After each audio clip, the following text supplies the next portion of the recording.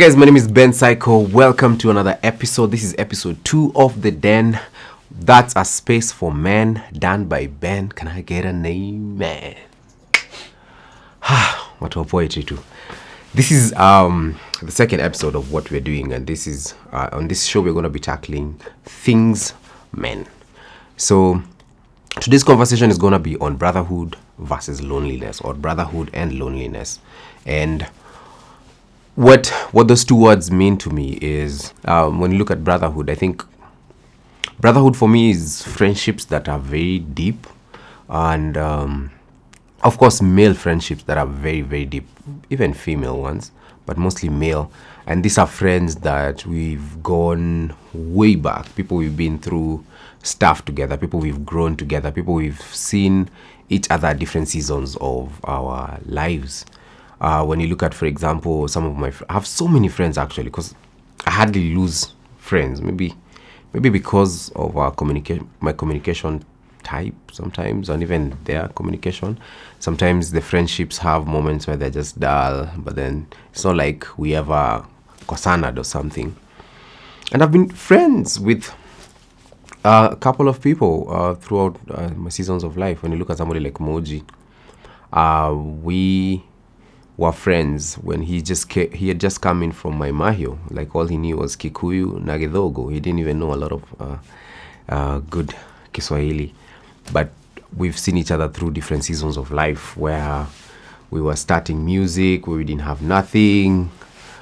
Now where now we are people, family men and all.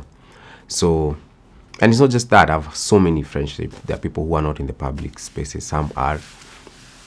That's how I look at brotherhood. People you've been with at different seasons of life. But then there are those that have been long-term, but then there are also those that are short-term. These are people now you've known a bit more recently, maybe because of work. And with time, you've come to know each other at a deeper level.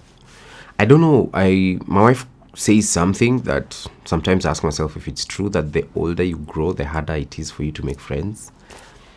And I don't know. Sometimes I feel it's easier, because I feel like as I grow older, the things that I connect with, especially with different men, are very simple things, like just simply a car, like the other day I went to the car wash, and the guy, I found somebody who had a car similar to mine, and we started talking.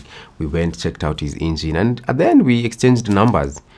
And that was a simple connecting point. And that's not just one, it's so many of those that I've had. And then now, when that's brotherhood, when you look at loneliness, I think most men, we sometimes don't know when we are getting lonely. We tend to think that it's a form of life, or we don't know how to cope with it. Or other people use different mechanisms to cope. Like maybe you're used to share a lot. And I don't know, maybe this is controversial, but I feel like people can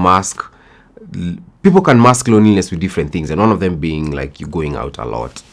Because you could be one of those people who parties a lot, but I think at the core of it, you might be very lonely and you don't know about it.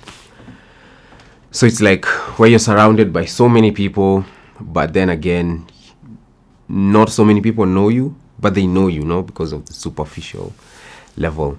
So I think that's a huge challenge with men. It's like we don't know how to assess ourselves and say, am I lonely, or this is just life? So I feel like men, we are the biggest culprits when it comes to loneliness. So today we're going to be looking at brotherhood and loneliness. Who's my oldest male friend? Wow. Oldest in terms of age? Like if they're in their 60s. A male friend that I've known for the longest. Wow. Yeah, a friend of mine called Done. And this is because we were friends since we joined high school. Form 1 all the way to Form 4. Then we went on to Kenyatta University. We lived in the same house. We lived in the same hostel. And then after that, we still lived together a bit. Then he went on to pursue further studies. Further studies is SCCA. I went on to do music. Who was on my lineup. Like, we've been friends for so long. So he's one of them. I'd still go back to the friends from primary school. I have a friend Used to be like the index one, but now he works in Bermuda. Can you imagine? I have a friend who works in Bermuda. Oh, I'm very important. He's an auditor there, but we don't touch base a lot. Yeah, the one who I can say we've known each other the longest, and we still keep in touch. I'd say Donate tops the least, rather he's up there. There's also Okeo. He's also in the podcasting industry, but in the behind the scenes. This one now we've been friends since childhood friends, but we also don't touch base a lot. He's so busy. Yeah, I hope. Yeah, so to all my oldest friends, please, muni WhatsApp before comment kwa hii picture, okay? I don't want you guys to fight. If I was to categorize the different kinds of male friends that I have, how many are they? They're different categories, because now I also have friends from church. That's category 1. They're friends from high school. That's a big category as well. They're friends from campus. That's another category. They're friends from the industry. They're friends from my childhood. That's another category. So I'd say church, in the industry, school, this being high school, also primary school. Still have a couple from primary, and also university. So I'd say around five. Yeah, I'd say those are 5 categories. Is there any other one? Gym bros? Bado tujakoma mabe. Umeunga sana, wataka kuniongelesha. Small boy, tafuta dumbbell. So, how many friends do I think I need to feel whole? Now, when I was at a younger age, I used to think I needed so many people around me. But as I've grown older, I don't think you need as many friends. You just need people who are genuine, people who you connect at a deeper level, people who know you and people you know. Because I think it's not a good thing for a man to be alone. Guess who said those words? Yes. I think men, we need the company of each other. And these are some of the things that help you, even with your mental health, with your goals and all, keeping each other on check, motivating one another. So I don't think you need so many friends. I think you just need a few. So I'd say even a minimum. I'd even say 2 or 3. You don't need so many friends. You just need people who you genuinely connect. And people who you vibe. You don't have to have the same tastes in different things. But I think you can agree on a few things here and there. Oh, so who are these? So I'm supposed to mention their names. Who are these 2 or 3 friends? I feel like this is a poetic dedication to all my friends, and they're going to watch this crying. They're like, what? There's so many. There's Mike. There's more. 2 or 3. Oh, no. That's the minimum for people. But for me, I have more. I have more close friends. I have. How many can I say? There's Moji. There's Mike. There's Don. This podcast is interesting because if I forget somebody, sometimes I'd say Baraka. He can be a deadbeat friend. He can be pop up once in a while, then just disappear. I'd say 5, 6. 5 or 6 is a small number, actually. Like you, Metoshare Noah. It's not. You don't even need such a big space. So I don't think that's a big number. So yesterday I spoke with Dawn for half an hour, and we were, when I got in the house, my wife asked me, "What were you guys talking about?" And I couldn't tell her. I couldn't point exactly what we were talking about, because we talked about everything. We talked about cars. We talked about workouts, because he's also trying to work out. We talked about how, as we've grown older, the way now our parents are such big body shamers. Like you meet your mom's friends and they have opinions from here to where. So yeah, but also before that we had stayed for a while before talking. For somebody like James, who's Moji, we spoke yesterday. Mike, we also spoke yesterday because we're also in the same circles. Baraka, I'm still looking for him. If you see him, please there's a reward. So I'd say, how often do we speak? I'd say twice a month. On the ones that we don't keep in touch that much. The ones that we do keep in touch a lot, it's because also we happen to be in the same spaces a lot. But I know if that wasn't the case, it would be like once a week. Yeah. Wow, what's my definition of loneliness? Loneliness, I'd describe it as when you feel like you have something you're going through, but you have no one to share it with. That's number one. Or when you feel like nobody can understand what you're going through. That's how I define loneliness. Or you don't have somebody to share exciting moments with, or to call them up just randomly and tell them, by the way, I saw this thing happening. So that's how I define loneliness. Is there a difference between loneliness and being alone? Yes, there's a difference. I think loneliness is the feeling where you feel like nobody's getting you. You have no one to do life with or some fun things with. Then it's like you don't have anyone you can express what you're feeling. But being alone is the process. It's the process. It's like where you can withdraw and just be by yourself, which I think is important. Just to withdraw from people, especially for men. I feel like it's very key to get time where you're just alone, where you're not with your wife. You guys will put music around that part, where you're not with your wife, family, but it's just you and your thoughts, so that you just get clarity. That's how I define as being alone, which is very important. Do I consider my wife my friend? Yes, my wife is my very, very good friend. But she's not a male friend, so she doesn't get some things, So yes, she's very, very close, but then also there are limitations, because I have to, she's a female, so I have to be considerate of some things. You have to be gentle in some ways. So she's my very good friend, but she still can't satisfy the vacuum that needs a man to fill. Yeah. How many female friends do I have? That's going to be on the screen.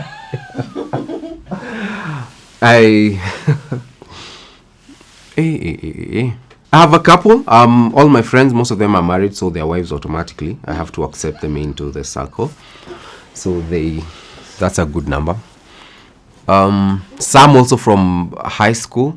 From the number is what I don't have, to be honest. But I have from. We can count. What do you mean we can count? I have. They're more than the male friends.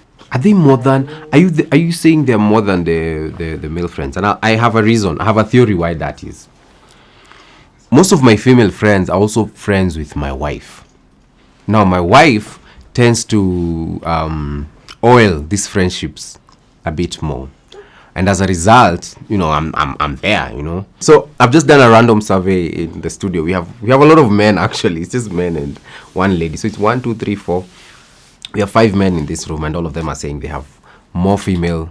Not all of them.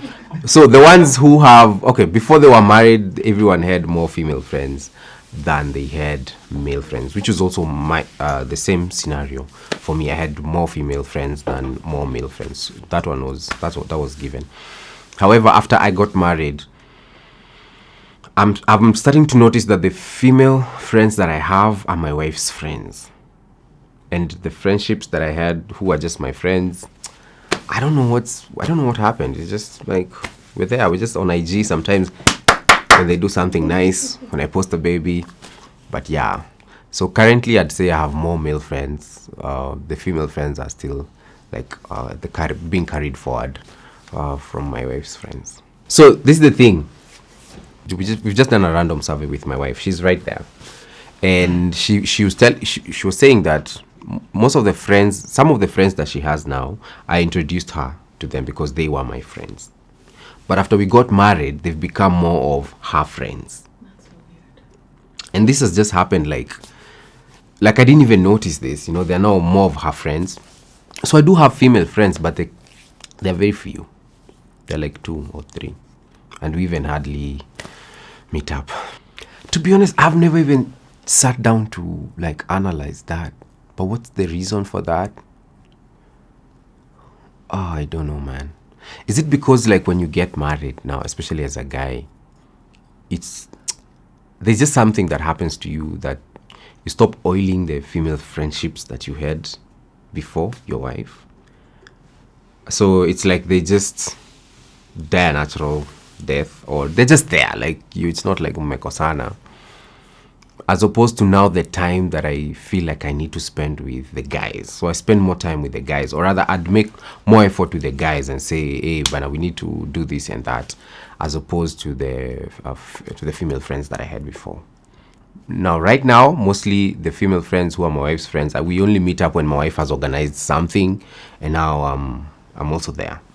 What do I get from my male friends, or what value do I get from them? I'd say there's just a connection where you notice that whatever you're struggling with, they're probably struggling with. And sometimes it's one of those struggles that you can't explain with words, like you also don't know, but they're also in the same field, vibe. And so it's just easier, you feel like there's just satisfaction in some of the things that you like and they like. So when you meet up, it's like that's good energy that you maintain at the lowest cost possible. Do I think it's possible to have a platonic relationship with a woman? Like you guys are just friends, nothing else? I mean, yeah, it's possible. But most times it's hard. Yeah. I don't know. Maybe that's just how I grew up, or rather I've been. But yes, I've had friends who are just purely just females, and there was nothing, no emotions attached to it. So I think it's possible. After you're married, I don't know how possible that can be. And I don't know why, so don't ask me why. I just don't know. I don't make the rules, So yeah. So do I think I have experienced loneliness in my many years of life? Yeah, I have. I have experienced loneliness. There was a season, the season that I shared last on the previous episode of The Den, which is the season after campus, and before you have a steady income flow. That was a very difficult season for me, full of depression, and I didn't feel like I wanted to share it a lot with people because I didn't want the pity party. There was also the pressure that I had mounted on myself that you need to have this figured out. So I would really withdraw a lot and just be by myself. So I'd say that's one of the seasons where I felt the loneliest. That's also one of the seasons where I didn't keep in touch with people a lot, including the male friends. And I feel like if I had, it would have helped me cushion or just have a place to bounce back, or just have sometimes, especially as a guy, when you're in a circle of your friends, there's just some sort of encouragement that comes through. So I feel like that time withdrawing, that was because of maybe of the depressions and the pressures of life. I think that whole season was a very lonely season for me. Yeah. What are the rules around brotherhood? Number one is support. Like I believe that if somebody is your brother, they really have to support you in whatever you're doing. I think respect, because sometimes you might disagree on a lot of things. You might disagree on how to do things, but the disagreement doesn't mean that you look down on one another. Number three, you have to see each other outside the eyes of any economic status or social status or even marital status. Like if somebody is your friend or is your brother, whether they're married or not, you can't look at them different, So that's just good people in society. And number four, I think also accountability is big. You can't see your friend, your brother, I believe you can't see them doing something stupid and not call them out. I think you need to hold each other accountable for different things. Hey, these questions are tense, huh? So of these rules, which one do I feel is the most difficult to live by? The accepting other people's way of doing life, even though you feel like and respecting it. Sometimes you might feel like you want to impose your way into somebody, but if they don't want to do it like that, then you have to respect their stand. Somebody might like church, somebody might not like church.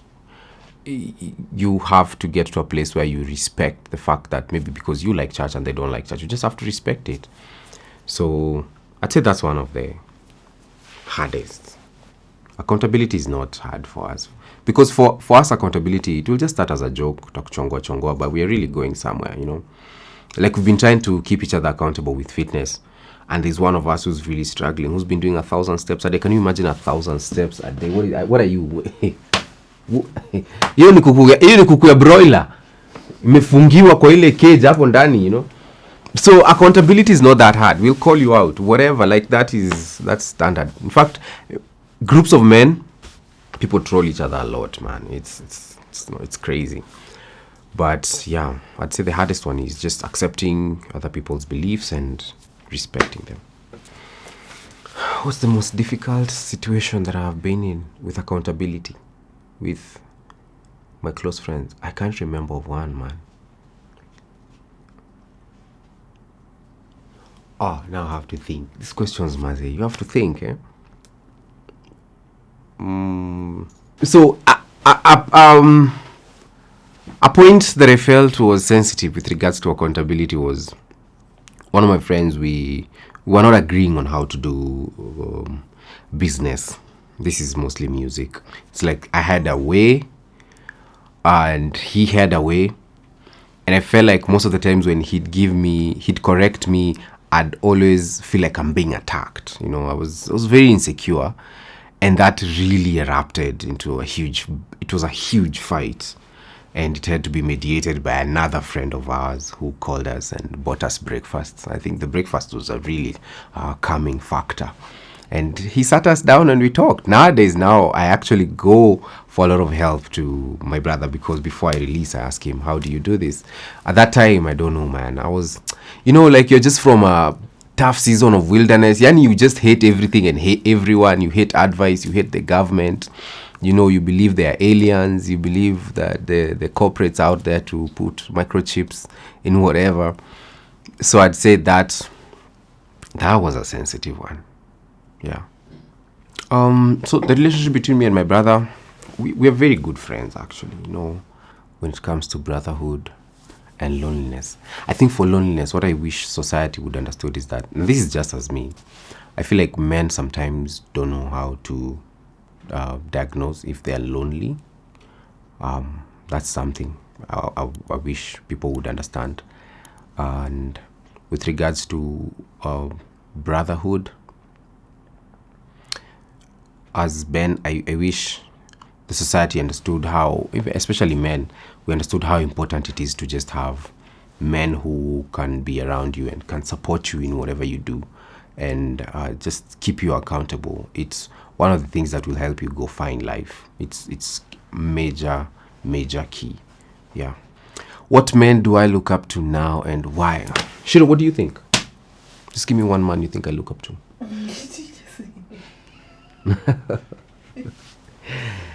I'd say, of course, Ham. He, just going through different seasons of failures and all, but just still staying strong. So that's number one. Number two is my very good friend, and he's my Rev also, Reverend George. Starting, like he's on another level of commitment when it comes to the church. Like, I think he wakes up, sleeps, just thinking about the church and what we're gonna do, and that level of commitment is just something that I really, really admire. Number three, I'd say also my dad. My dad is a pastor. He's gonna be a bishop by the end of the year in Moranga, and my dad has been going to Moranga every Saturday and then comes back on Sunday for as long as I've known him. Ever since I was a kid, before we even had a car, like he would go with a Ma3, come back. And even right now, even when the car has problems, he just jump into a Ma3 and go preach, come back. So his commitment to his life calling is just on another level, And I really, really, really admire that. And I wish I would be committed to the calling that God has over my life, the way my dad is about his calling. He takes it very seriously. He has days where he just goes for prayers. I honor that a lot. Another man, I think those 3 are enough for now. The other episodes I can tell you the others, so just tune in next week. Without passing judgment, what traits do I not wish to have that other men have? I feel like I'm letting the men down. The brotherhood, Oh, I think the inability to rewire your thinking based on how society has raised you and has told you who you are and what your roles as a man should be. I feel like as men sometimes we are taught like that's such a rigid thing, Today I was actually reading about women in leadership and women in church leadership. So it's something I've been studying. And when you look at so I'm looking at different peoples and different commentaries, and I'm just seeing the contradiction in so many people. But you see, the way we've been conditioned to look at it is just one way. So I feel like I feel like men, we need to be very quick to adapt to change, and to just a new way of thinking. Yeah. So they say that men are visual creatures, and this is, of course, this is with regards to women, right? And the question is, have I trained my eyes? Oh, that's one of the strongest struggles that I had before, because throughout high school, campus, and even just as a young guy, it's not like I'm old, but you're taught to go for the hottest girl. The guy who goes for the hottest girl, hey, that's the guy who gets respect. I remember one time in high school, there was this hot chick from Stato. Ooh, she was on another level. So it's and all guys wanted her. And I remember myself, my friend Done, and my friend the Dapper brother, who's a creator as well. We all had eyes on her. Now the first time, because women would say Dapper brother looks better. She spent a lot of time with Dapper brother. But maybe I feel like stories iliisha kiasi. Then I stepped in. But then the problem with me is that I had boundaries, because I was partly in CU, partly not in CU. And then that's why my brother Don stepped in, because he had no values whatsoever. That's how he ended up with the pretty girl. Well, they also didn't last for long. He crashed his heart like crazy, So, but from that story, you just tell how visual we were. All of us wanted that girl. And a lot of guys also, rich guys from Saints and Jam, we didn't stand a chance. So how have I trained my eye? I think, with time I've had to, condition myself and just move from that mindset that looks, beauty is everything.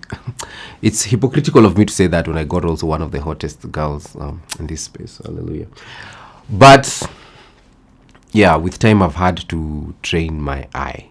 Not just to it's a lot of, it takes a lot of rewiring your mind. It's something that took a long time, and I'd still say I'm still in the process of just rewiring the whole thinking process.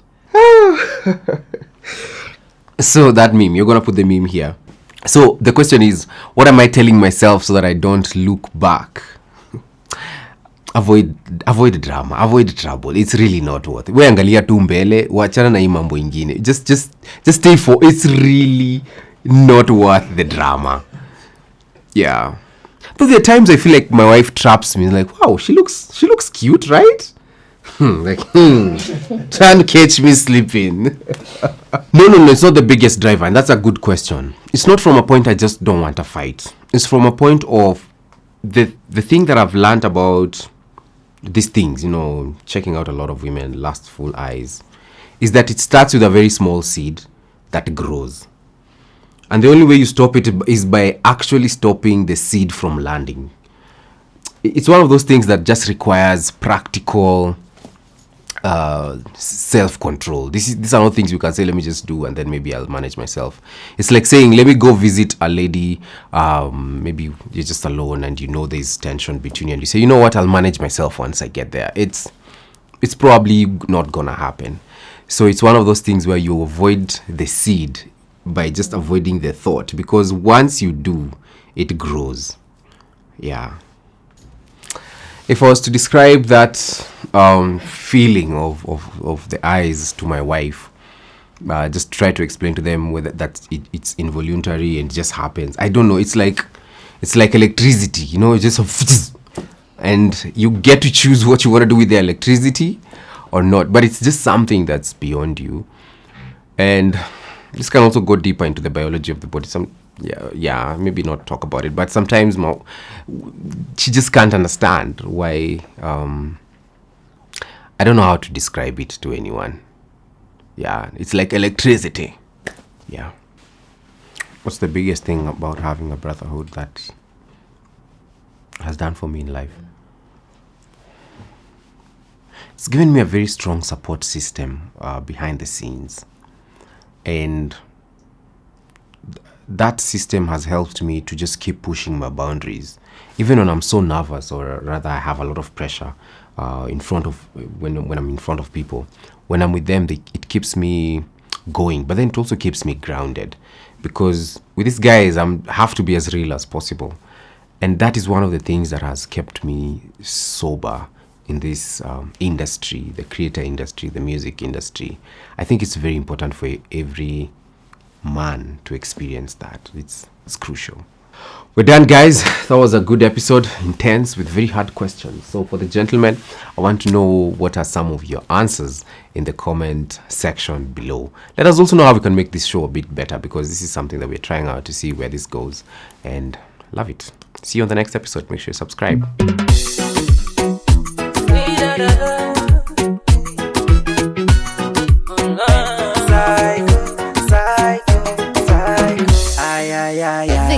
Nashukuru pale nimetoka, kushukuru mimi sitachoka, nashukuru pale nimetoka.